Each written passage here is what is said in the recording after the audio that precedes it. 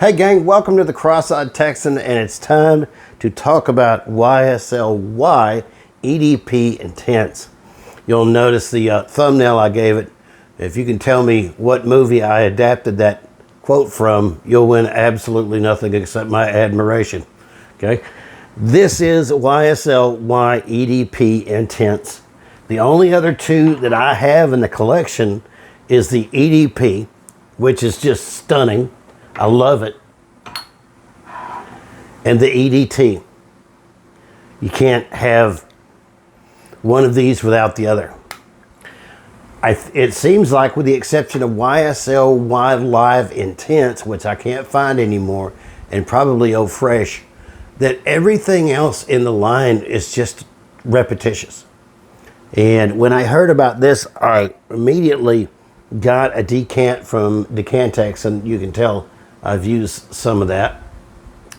But the first time I sprayed it on, I didn't like it. I don't know what it was about it, but I just didn't like it. Let's talk about the note breakdown before I proceed. Printing these off from good old Base Notes. When you're a blind guy and you find something that'll print it out in large print, it becomes your friend. Okay, and there's not much to it. First note is bergamot, and then juniper berries, and then ginger. I like juniper berries. That's where gin gets that smell from. And gin is the only alcohol I ever like the smell of. Gin smells good. In the middle, we have lavender, sage, and geranium. Those are classic notes that you would find in a fougere fragrance. And underneath that, we have patchouli, vetiver, and cedar wood. Now, all these are notes that I would normally dig, but the first time I sprayed this on, man, I couldn't stand it. There was just something about it. 1, 2, 3, 4.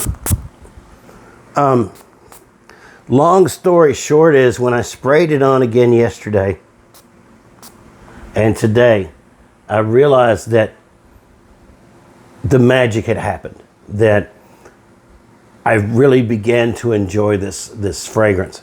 It is more mature, for lack of a better word. I don't know why, if something sweet is juvenile, but that seems to be the language of the land. I'm going to spray one more of these on because I want to. I'm going to make sure I'm not going to spray myself in the face.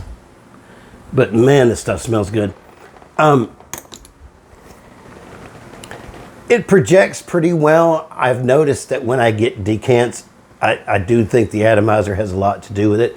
And generally, when I buy a decant of something, I even like it more. So when I buy the full bottle of something, I like it more. So I'm expecting that to happen, because this is going to be in this month's haul. I will be picking up YSL EDT Intense.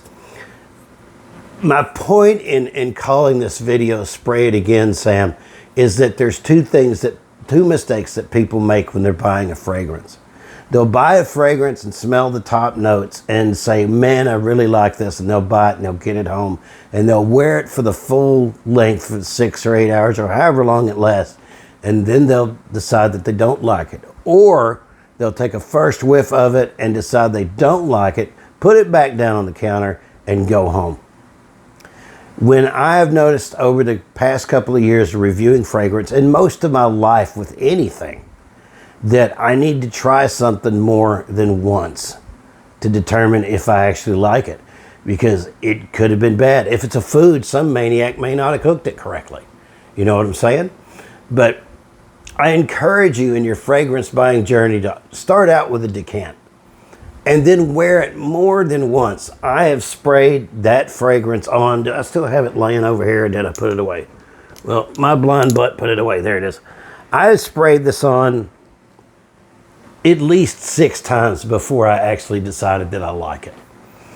But nobody calls it a fougere, but it smells like a fougere to me.